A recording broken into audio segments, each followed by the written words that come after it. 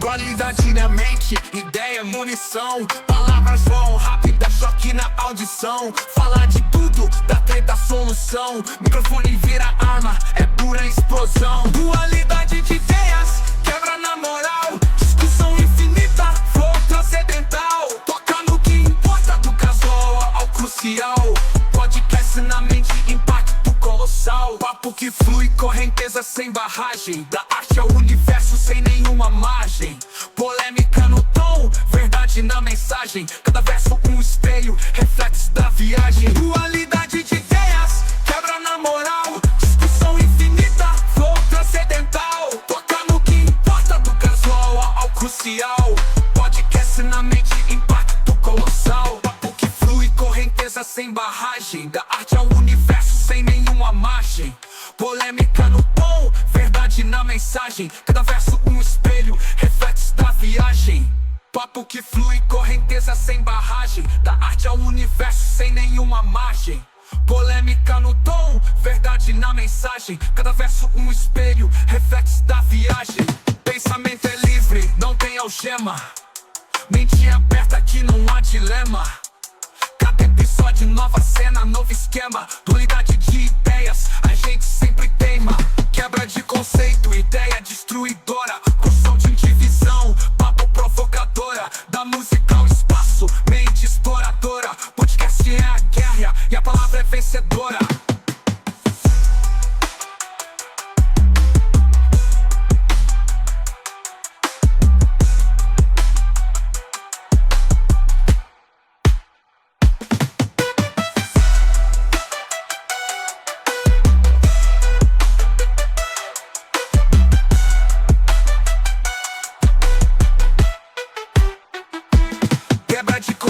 Ideia destruidora, construção de vivisão, papo provocadora. Da música ao espaço, mente exploradora. Podcast é a guerra e a palavra é vencedora.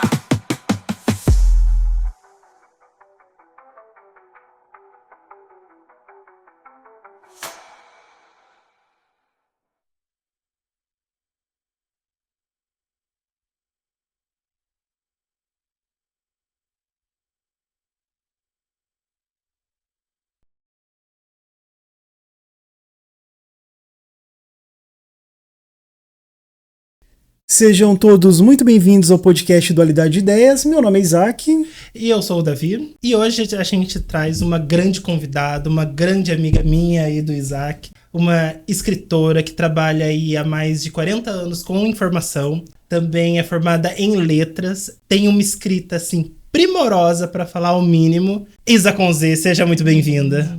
Obrigada. Que bom estar aqui com vocês. Isa, bom, para começar o nosso bate-papo, né, você está lançando um livro, né, Doces e Encantos em Tempos Amargos, né, o livro que você está lançando, e conta pra gente de onde que nasceu essa ideia.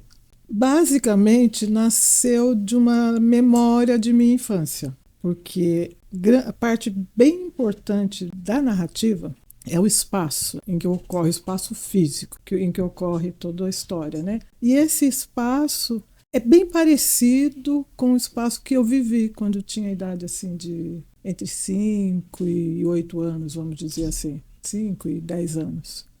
Então, essa memória desse espaço é assim, bem rural, bem bonito mesmo, né? Uma área assim que eu fui uma criança feliz naquela época. E ficou na minha memória. E eu falei, um dia eu quero retratar isso daí. E é isso. E assim nasceu o livro. E assim nasceu essa ideia. A ideia, em princípio, era trabalhar algo relacionado, bem mais relacionado ao espaço mesmo, entendeu? Escrever pequenas histórias naquele espaço, de coisas que eu vivi na escola, quando criança e tal. Mas depois acabou saindo uma narrativa longa. Mas, Isa, o livro ele toca num tema assim, um tema que está sendo comentado, né, nesse momento, que é o tema da ditadura militar, né? Como que você encaixou nessa ideia desse livro esse tema assim tão doloroso, digamos assim? Sim. Na verdade, não tinha como, não tem como não encaixar, porque é um momento histórico, né? E a história se passa naquele momento. Então acaba sendo um pano de fundo para a história. Não é a base, mas tem muito. Tem uma certa profundidade ali de interferência na vida das pessoas, até na zona rural. O que eu considero até que seja algo inusitado, que eu mesma não me lembro de ter lido nada até hoje que mostre nuances da literatura, nuances da ditadura, um lado da ditadura relacionada com a zona rural. Eu não me lembro e outras pessoas com as quais eu conversei também não. Então, foi importante retratar isso. E não tinha como fugir também, porque era um momento histórico forte, poderoso, né? Isa, quando a gente pega o nome do livro, Doces Encantos em Tempos Amargos, é um nome poético e traz uma dualidade super interessante, né, do nome, né? Doces Encantos em Tempos Amargos. Sim. Da onde surgiu essa ideia desses tempos amargos, desses doces encantos? É absolutamente estudado, pensado, planejado, porque, como eu falei, é um momento histórico muito forte, muito grave, inclusive, né? Mas como ele se passa numa região que fica distante desse processo, do processo político, né? As pessoas nessa região, nessa área rural, não tem ainda até hoje, muito interesse pela política. E essa região, essa área, como eu disse antes, é extremamente encantadora. Sim. Há personagens encantadores. Eu peguei, assim, por um viés de encanto, de realismo fantástico até, para lidar um pouco com a história. Então tem bastante de realismo fantástico, então tem personagens encantadores, personagens fantásticos. E a história, na primeira fase, porque não é só na região rural, na primeira fase, é relacionada com a produção de açúcar, de uma grande usina de cana-de-açúcar. Então, é doce. Sim. Não é? Sim. Além da doçura, da própria parte poética da história, tem a doçura do povo e a doçura da própria cana-de-açúcar, retratada aí em contraponto com o momento que era realmente extremamente amargo. Hoje, algumas pessoas com pouca memória ou que não tiveram a oportunidade de saber disso, não consideram sendo como um período amargo, mas foi bem amargo. Muito amargo. E até mesmo engraçado, porque até se você pegar a história da cana-de-açúcar, mesmo sendo uma coisa doce, tem muita trajetória amarga nesse processo, né? Sim. Todos os engenhos do açúcar, Sim. a escravidão. Sim. Então, existe essa dualidade mesmo em regiões açucareiras do Brasil, Sim. Não é mesmo? E a história, ela, na primeira fase, em toda a história, são herdeiros, basicamente herdeiros dessa tradição, Sim. da tradição dos grandes cafeeiros, dos grandes engenhos de açúcar, e são herdeiros mesmo dessa escravidão. Então a própria personagem é uma herdeira da escravidão. Sim. Ela é neta de escravos e a vida dela é um processo de tentativa de identidade também, no fim das contas, como criança negra, depois como jovem negra, depois como adulta negra. Ficou à margem da sociedade. Toda aquela população ficou à margem da sociedade e até hoje. Até hoje isso acontece, né? Sim. Coisa, você pode compartilhar conosco assim um trecho desse livro marcante para você, que foi marcante, um trecho ou talvez mesmo até um capítulo do livro? Bom, assim, de memória, né? O livro tem muitas camadas. Eu considero que ele é muito intenso em muitas partes. É uma cebola. É uma cebola. Você vai descascando, chorando e vai achando as camadas. Sim. Mas não é só lágrima não, viu? Porque além do realismo fantástico, tem muito de um humor, tá? Assim, tem uma personagem bem humorada, aquele personagem que é tão feio que se chama Zé Formoso, entendeu? Que ele é muito engraçado. Ele acha que eles acham que Rússia é uma cidade vizinha. Imagina, é verdade. Sim. A pessoa não tem noção geográfica de nada. Eles acham que Rússia é uma cidade vizinha. Ouve alguém que vai jogar bomba, eles acham que é um tipo de festa. Bom, enfim, você tinha perguntado... É algum trecho marcante do livro ou capítulo? Tem um trecho que é relacionado à ditadura assim, mais para o final, que uma personagem vai mostrar para outra o local onde foi cometido uma chacina, vamos dizer assim, de pessoas, de líderes, né, de um acampamento lá do Movimento Sem Terra. E ele tem que tomar cuidado para não dar spoilers. Né? Sim, sem então, spoilers. Ele também, ele de certo modo é envolvido nisso porque ele é descendente dessa outra camada, né? Ela é descendente de uma camada, que é descendente dos africanos, dos escravos, e ele da outra. E no momento eles se encontram. E aí, nesse dia, ele a leva para isso. Eu achei assim bem marcante, para registrar mesmo como foi no campo, vamos dizer assim, o estrago que é invisível. Não se fala nisso. Existe uma ideia de que foi só nas universidades, que foi só no meio estudantil, que só no meio político. Não, milhões de trabalhadores rurais, milhões de pessoas do Movimento Sem Terra, sindicalistas do Movimento Sem Terra morreram, sumiram, foram. Então, esse momento eu entendo como algo bem forte. Repito, não é a tônica, a ditadura não é a tônica, ele é um momento histórico em que se passa a história. É o pano de fundo da história. Então, se eu puder falar de outras coisas assim fortes, emocionantes, vou falar de muita coisa relacionada à busca da personagem, da protagonista, por essa liberdade mesmo, por se transformar num ser que é capaz de fazer parte de uma sociedade, de ser produtivo, de ser um leitor, de ter uma profissão e de mudar até da localização em que ela vivia, o que ela fez, na verdade. Então, a base não é a ditadura, mas ela realmente está ali. Sim. E ela mostra que houve uma interferência na vida deles, sim. Dos personagens. Sim. Isa, como um leitor assíduo, eu acredito, assim, quando você está lendo uma história, você percebe muita qualidade da história, a qualidade do desenvolvimento dos personagens, não pelos personagens principais, não pelas aquelas 2, 3 pessoas ali que a história inteira roda em torno das pessoas, mas pelos personagens secundários. E uma coisa que a gente percebe no seu livro é que os personagens secundários têm uma história complexa e muito bem desenvolvida. Como você falou da pessoa que é tão feia que tem o apelido de Formosa, Sim. A gente tem também um ex-escravo, senhor de idade com mais de 100 anos. Sim. Fala pra gente como que foi um pouco construir essas outras personas além do personagem principal.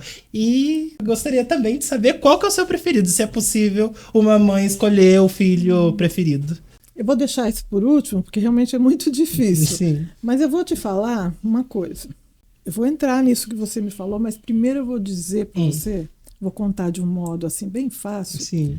o que é escrever um Sim. livro. Escrever uma história, na verdade.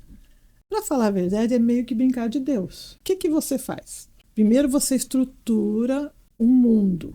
É assim que você faz. Não importa que você use uma escaleta, que você use um sistema, planilhas, ou que você simplesmente monte na sua cabeça, como eu faço. Eu monto tudo na cabeça e é só lá que acontece. Aí você forma esse mundo, você cria esse mundo. Você coloca cor, você coloca um local, você coloca a região geográfica, você pensa em tudo. Aí você fala, espera um pouquinho, esse mundo por si só não significa nada, então eu deixo ele preparado para ter vida inteligente. É Deus, né, fazendo isso. Sim. Aí eu coloco uma vida inteligente, então eu penso na protagonista, a pessoa que vai viver aquilo que eu idealizei. Sim. Aquele processo de sair do lugar comum, viver uma situação, desenvolver toda a história e ir para uma conclusão, para o fim. Então, eu coloco ali um ser inteligente. Sim. Aí, tudo bem. Como é que fica, né? Essa pessoa tem passado, essa pessoa tem história, essa pessoa tem defeitos, essa pessoa tem vida, essa pessoa tem futuro. Como é que a gente é na nossa sociedade, na nossa vida? A gente é o que outros falam de nós, a gente é o que nós herdamos, sim, a gente é a nossa convivência, então eu tenho que colocar como é a ascendência dela. Então ela vai ter pai, mãe, dependendo. Se encaixar no enredo da história. No enredo da história. Então eu vou lá e falo, nossa, você precisa ter pai e mãe. Para esse enredo você precisa. Aí ela não chega para você e diz assim na sua cara, eu sou assim, assim, assim. Você percebe as nuances da personagem pelo reflexo dela nas outras pessoas, nos pais, na mãe, nos amigos, no companheiro. Aí ela precisa de um confidente. Porque é muito chato se você pegar a personagem e pôr ela ali falando dos problemas dela para você. Não existe isso, você não faz isso. Ninguém faz isso na vida. Aí, puxa vida, vou lá, pega a costela lá do Adão, cria um confidente ou uma confidente para ela. Vai ser aquela pessoa com quem ela vai conseguir se abrir e vai ter profundidade mesmo, os sentimentos dela, a vida dela ali. Mas muitas coisas, como na própria vida, aliás, praticamente tudo, né? Ou nada, a gente não constrói nada sozinho. Nada. Então, ela precisa ter alguém que vai conduzir a história com ela, com quem ela vai dividir as fraquezas. Aí você cria ou antagonista, né, que é alguém que vai criar problemas, ou você cria um parceiro para ela, que no caso ela tem um parceiro e tal. E você vai assim, até chegar à conclusão, incluindo e trazendo pessoas e afastando pessoas. Matando pessoas. Esse Zé Formoso aí que eu disse é muito importante, porque ele é uma característica muito típica daquele povo. Tem um outro, esse Preto Velho, é fundamental para a história, porque ele é o lastro do realismo fantástico. Porque ele é uma pessoa que aparece como fantástico na história. Sim. Então, respondi a sua pergunta? Respondeu. Agora a pergunta mais difícil: qual que é o seu personagem coadjuvante preferido dessa história? Olha que os outros vão ficar chateados. Eu tenho um, mas para os outros não ficarem chateados, acho que eu prefiro não falar. Vai. Não, gosto de polêmicas, Isa. Qual que é o seu personagem preferido? O nome dele é Tião Mestre. Tião Mestre. Tião Mestre. Por isso, quem tiver a oportunidade de ler vai entender porque ele é Tião, porque ele é mestre. E ele é divertido. É suspeito que ele não tenha feito mestrado. Imagina, os spoilers aí. Não, uma pessoa muito simples. Sim. Não, ele é uma pessoa, mas é extremamente sábio, uma pessoa que une culturalmente aquele povo. Sim. Porque tem isso, né? Tem. Muito isso. Tinha, e eu acho que tem até hoje na zona rural. Uma pessoa que faz essa liga e vamos dizer, meio que traduz para as pessoas as coisas, né? Sim. E como diz uma frase, nos rincões do Brasil, né? Sim. Eu parafraseando, nos rincões do Brasil tem bastante dessas pessoas que muitas vezes não têm estudo, não conhece quase nada da vida, mas em 10 minutos que você senta com a pessoa, você fala, nossa, parece que você fez 5 anos de terapia. Sim, exatamente. Pra você ter uma ideia, vou citar, que você falou de coisa interessante, vou citar uma dele. Ele, o Tião Mestre, todo mundo acha que ele é contra o progresso, mas no começo, até a metade, assim, parece que tem essa ideia mesmo de que ele seja totalmente contra o progresso. E que ele odeia a televisão, porque a televisão está começando naquela época, ele odeia a televisão. Mas tem um motivo lá para ele odiar. A esposa dele, quando fugiu com um vendedor de aparelho de televisão, né, vendia de porta em porta. Tá. Então, ele realmente não tinha motivo para gostar. Mas quando o homem pisa a Lua, em 1969, né? Não é da minha época. 1969, ele demonstra uma grande preocupação. Sim. Alguém fala para ele, mas por que você está preocupado? Foi lá longe, e a Lua só tem rocha, só tem não sei o quê. Sim. Ele falou, porque junto com o progresso vem também a derrocada. Vem também isso. Ele, naquela época, uma pessoa simples, ele não era contra o progresso. Ele tinha medo do progresso. E hoje a gente vê isso com a inteligência artificial. Sim, ele tinha medo do progresso. Ele falou lá, naquela época, o que aconteceu com as mineradoras, lá, aqueles transbordamentos lá. Ele falou lá em 1960 e pouco. Sim. Ele falou, nossa, olha o que está sendo feito. E aí a gente viu agora, há pouco tempo, desastres acontecendo. Mineradores, sim. Rompimento das 2 barragens, que teve em Minas Gerais até. Exatamente. Então, assim, ele é o Tião Mestre e é mestre por causa disso. Porque ele é sábio e ele Ele prevê. Pois é, você contou aí uma das etapas do livro, né, que foi a construção das personas, né, para contar essa história. Eu quero saber de você, assim, para construção, assim, não só falando de uma etapa, mas a construção do livro em si. Eu acho algo que deve ser extremamente complexo, mas estou muito curioso para saber como que é. Veio uma ideia, como você disse de início, e como que você primeiro monta a narrativa, uma história base, depois você vai encaixando ali os personagens. Como que é esse processo todo de construção para contar uma história? Você pode fazer de várias maneiras. A mais usual é montar tudo, como se fosse um esquema mesmo. A protagonista, alguém que vai conviver com essa protagonista, ela vai ter família, vai ter vizinho, blá, blá, blá.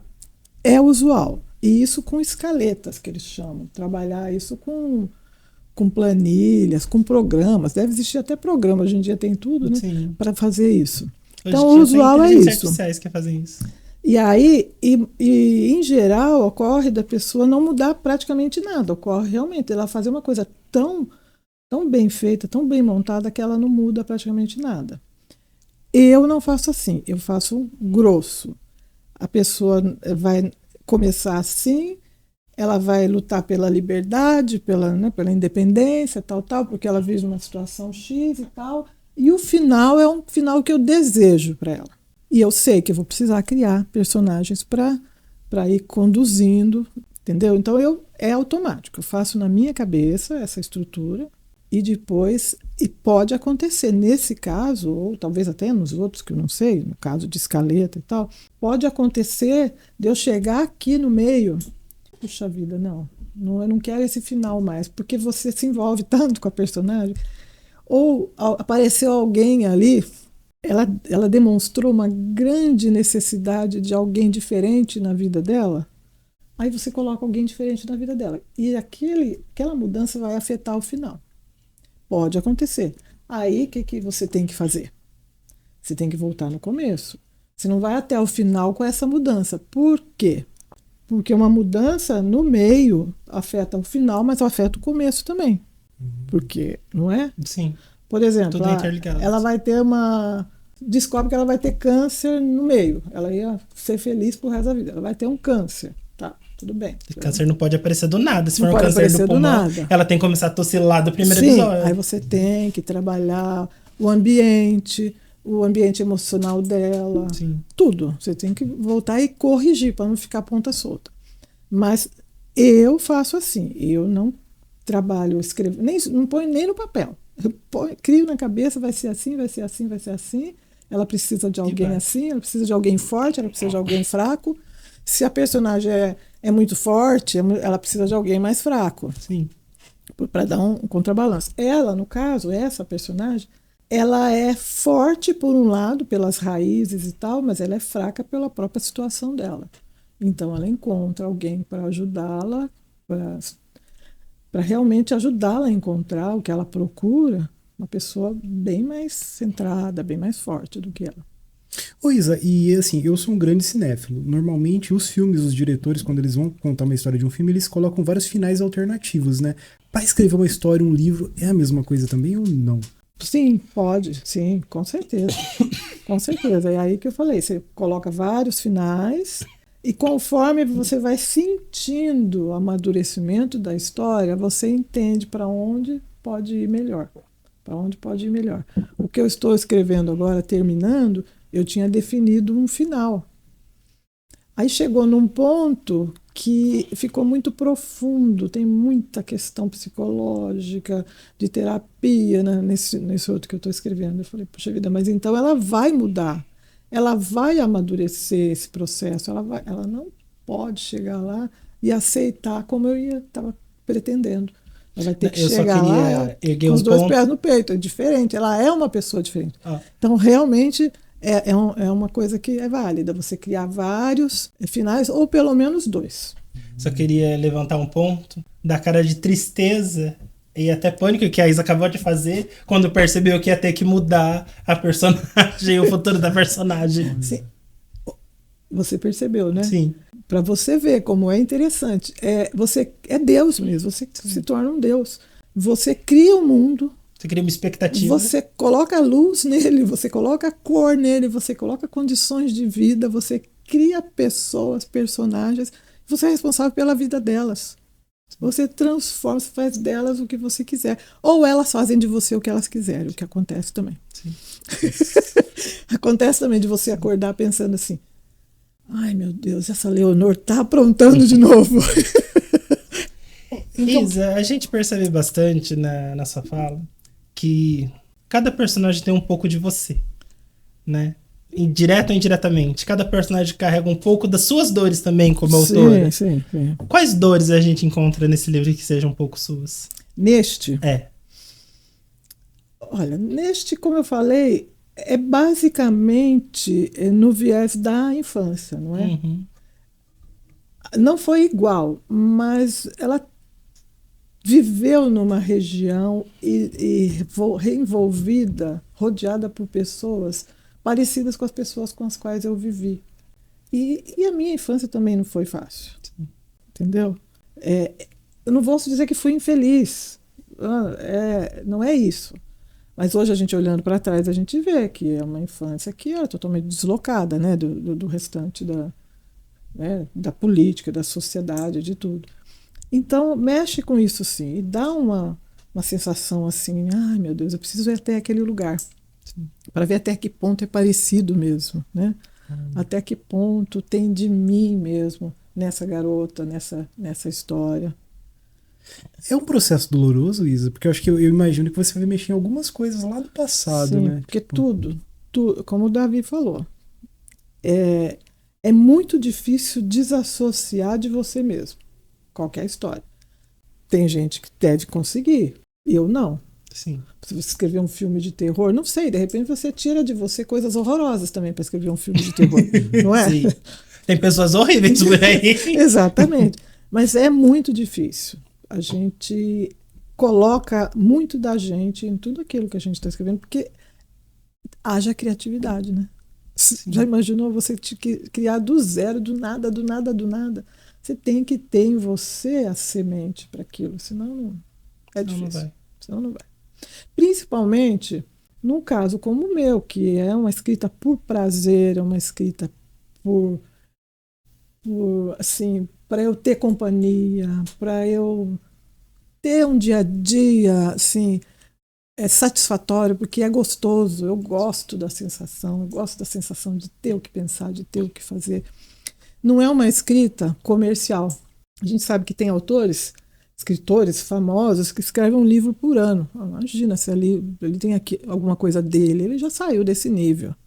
Ele tem uma indústria, uma fábrica de criar aqueles livros, é outro nível. Estou falando no caso de escritores assim como eu, que são, digamos, independentes e que escreve pelo prazer de ter a companhia daquele livro, porque dá realmente uma satisfação de viver até. Você ter essa história para acompanhar, você ter todo dia acordar e pensar, hoje eu vou acompanhar Leonor, por exemplo, hoje eu vou acompanhar a Joana. O que a Joana vai aprontar hoje? Entendeu? O que a Leonor está pensando? É bacana, principalmente quando a gente escolhe ser solitário, como eu.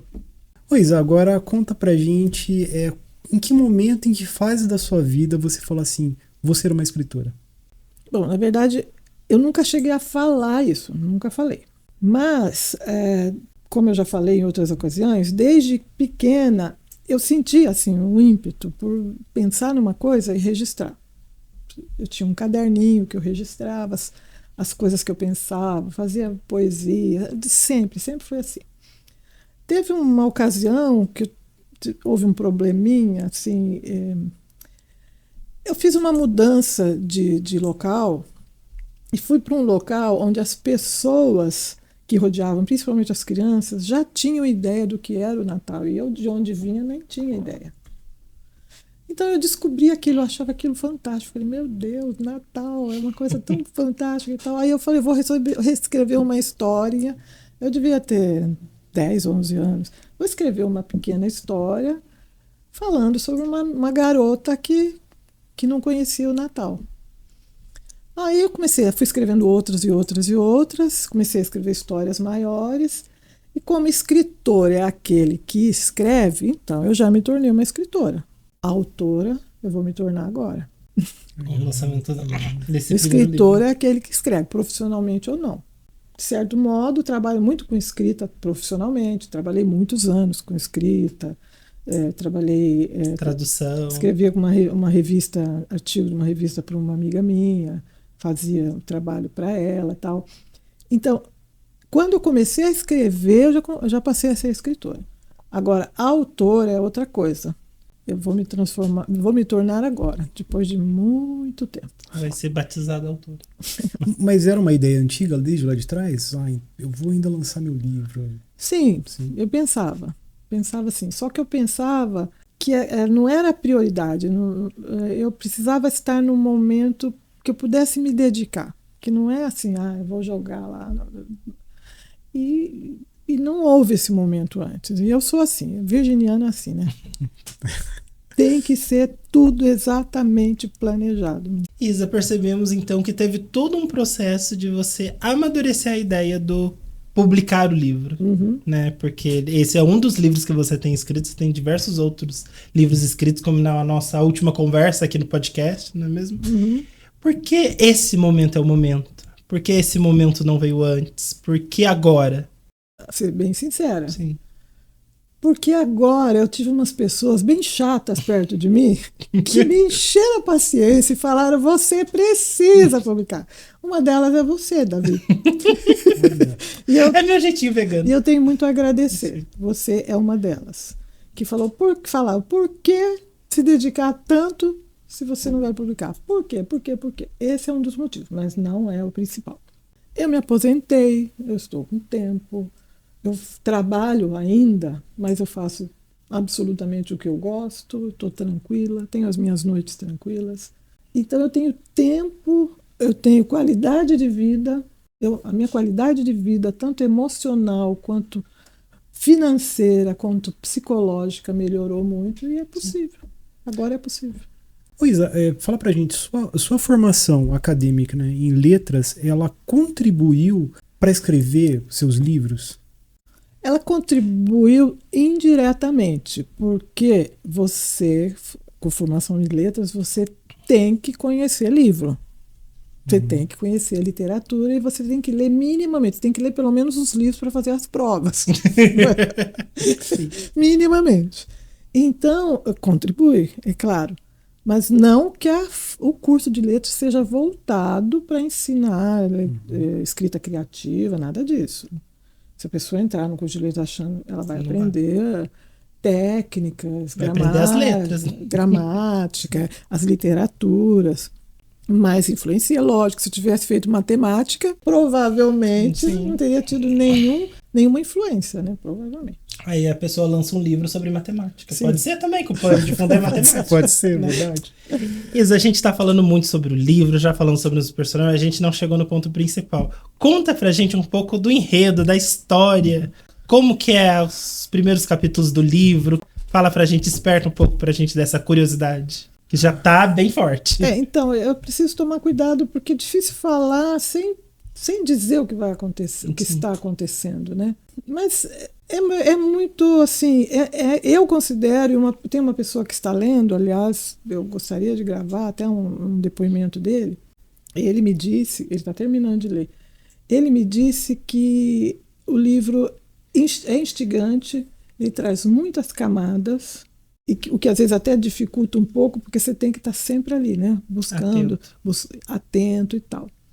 Mas eu garanto que o livro vai trazer muito da proposta da romântica, inclusive, porque é parte do ser humano, é parte enquanto ser humano, essa questão.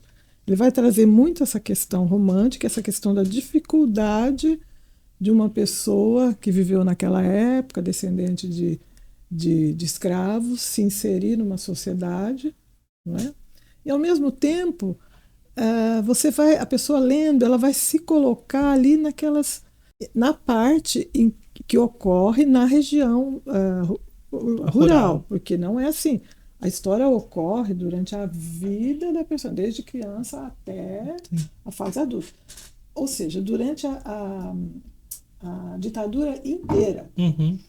Então, há momentos assim emocionantes, pitorescos, que ocorrem só na zona rural e que são fantásticos e tal. A própria história dos descendentes de negros ou dos negros, do ex-escravo ainda centenário vivo, é bonita. Então, eu não poderia falar da história, não poderia falar o que aconteceu. Não é bom. Sim. Eu só posso dizer isso, que vale a pena sentar ao lado da fogueira. Você vai sentir ali ao lado da fogueira com o Tião Mestre lendo um livro. Aquelas crianças que não sabem ler, a maioria não vai para a escola, descendentes de negros na escola naquela época. A maioria não vai para a escola, só os filhos de fazendeiros mesmo. Então você vai ter essa ideia. Depois você vai ver uma personagem que foi essa pessoa, uma dessas crianças, trazendo de fora para a origem dela as transformações dela.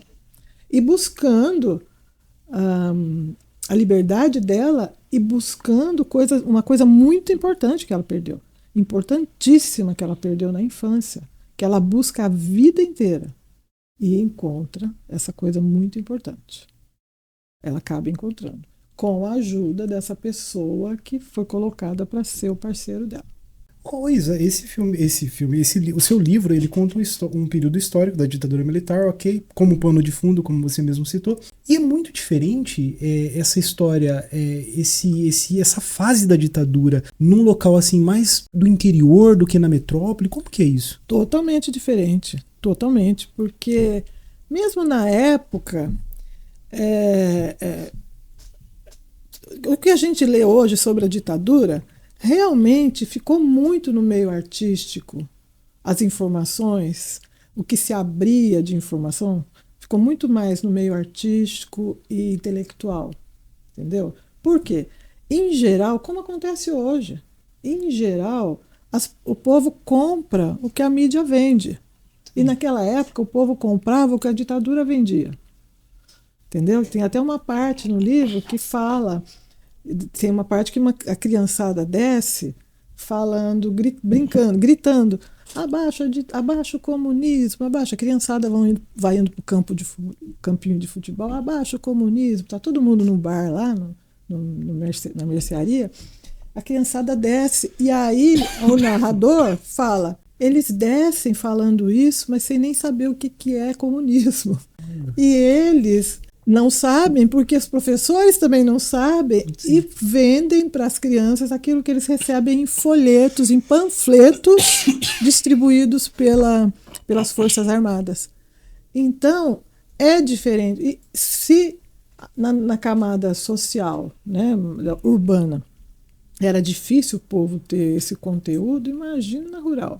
Sim. Não tinha. Então, ali a gente vê que os reflexos são observados depois, na história, que vai ver quantas pessoas da área rural morreram, quantas pessoas perderam terra na época, porque foi liberado, né? Os donos de latifúndio podiam tomar o que eles quisessem, tanto dos indígenas quanto de pequenos proprietários, entendeu? Sim. Então, o prejuízo é visto depois. Tem uma diferença grande, sim, mas no cerne, os dois vivem mais ou menos a mesma coisa, entendeu? Fica numa camada só, uma camada específica, mais próxima e mais privilegiada. O povão mesmo fica ali: o que é isso, como é que é, tal. Não mudou nada até hoje, né? Sim. Não mudou muito, né? O povão, o que a mídia diz, o que as redes sociais dizem, é o que eles estão comprando. Na época, eu acho que hoje em dia está um pouco pior. Hoje em dia não é o que a mídia diz, é o que as redes sociais dizem. Hoje está até pior. Sim. Imagine uma ditadura hoje. Estamos chegando aí nos nossos últimos minutos, né? A gente vai ter o lançamento aí do seu livro, né? Agora no meio do mês que vem, né? 14 de Dia novembro. 14 de novembro, na livraria do Galeria, Livraria da Leitura. Às 19 horas. Sim, você vai falar um pouquinho mais pra gente também sobre isso, mas eu queria anunciar juntamente aqui com o Isaac, né, que a gente conseguiu junto com a Isa, a gente vai sortear um dos seus livros, né, autografados, sim, né, claro. E a pessoa vai poder retirar ele lá no dia do lançamento, né, Lisa? Oh, que beleza. Com uma dedicatória. Vamos fazer melhor ainda, Sim. vamos sortear dois. Dois livros, sim. Né, para o público aí do Dualidade Ideias, e vai poder ir lá retirar o livro autografado com a nossa ilustre escritora. Então fala pra gente um pouquinho de como que vai ser o lançamento, onde que vai ser, Então. o que as pessoas podem esperar desse grande dia, né? Todos estão convidados, né? Se todos estão convidados. Às vezes é um evento fechado, não é mesmo? Nossa, Não sei. Olha, gente, eu não posso nem pensar nessa hipótese de todos não convidados. Na verdade, todos estão convidados mesmo, porque é um momento assim que a gente precisa compartilhar o máximo mesmo. Porque não é só realizar um sonho, é compartilhar uma ideia, compartilhar uma história, um mundo, não é? Porque o escritor, o que ele faz? Ele cria um mundo. Aí o mundo fica ali. Aí, se ele quiser que alguém conheça o mundo, você tem que abrir a porta do mundo para ele, né? E é isso que o lançamento faz. Abre a porta do mundo para ele. Então, é essa a ideia, que o maior número de pessoas vai ser um ambiente agradável, na livraria Leitura, né? Do Galeria. Nós vamos ter entrevistas, né? Vamos conversar bastante. Posso trocar ideias sobre o livro, sobre literatura. Pessoa que está escrevendo, que está começando a escrever, pode ir, que eu gosto de falar do assunto. Eu acho que todo mundo percebeu que eu gosto e eu vou querer falar do assunto. Vou ter o maior prazer de ficar até 2 horas da manhã E até falando uma curiosidade, do assunto. no dia que a gente foi levar os livros lá na leitura, um dos funcionários lá veio conversar com a Isa, e a Isa estava super dando ideias, dicas da escrita. Porque né? ele escreve Olha, também. sim. Aí, se deixasse, eu ficaria ali conversando assim, com ele. lá 3-4 horas conversando Então, sobre isso. É o que eu gosto mesmo de fazer. A ideia é levar o livro para as pessoas, mas a ideia é também estar envolvida de pessoas que gostam de leitura, da literatura, e de livros e de escrever, inclusive. Sim. Legal. Isa, olha, bom, foi uma conversa incrível. Quero agradecer a participação, né? Ter aceitado bater esse papo com a gente. Eu que agradeço muito. Agradeço vocês porque é um apoio imenso também. Divulgar é muito importante, né? E os empurrões também que os amigos dão também são muito importantes. Viu? Sim. Isa, também agradeço, né, pela conversa, por abrir um pouco pra gente desse universo tão fantástico, né, de doces encantos em tempos amargos, nos rincões do Brasil, né? São, não sei, essas frases parecem um poema, fica gostosa pronunciar, né? Sim. Doces encantos em tempos amargos, realmente é... Que bom ouvir isso, muito bom. E você que está assistindo o nosso podcast, eu vou pedir para você curtir e compartilhar. E na descrição do vídeo vai ter todas as informações do livro da Isa, vai estar tudo de forma descrita lá para você acompanhar esse lançamento tão aguardado desse grande livro, tá bom? Até a próxima, e é isso aí. Tchau, gente!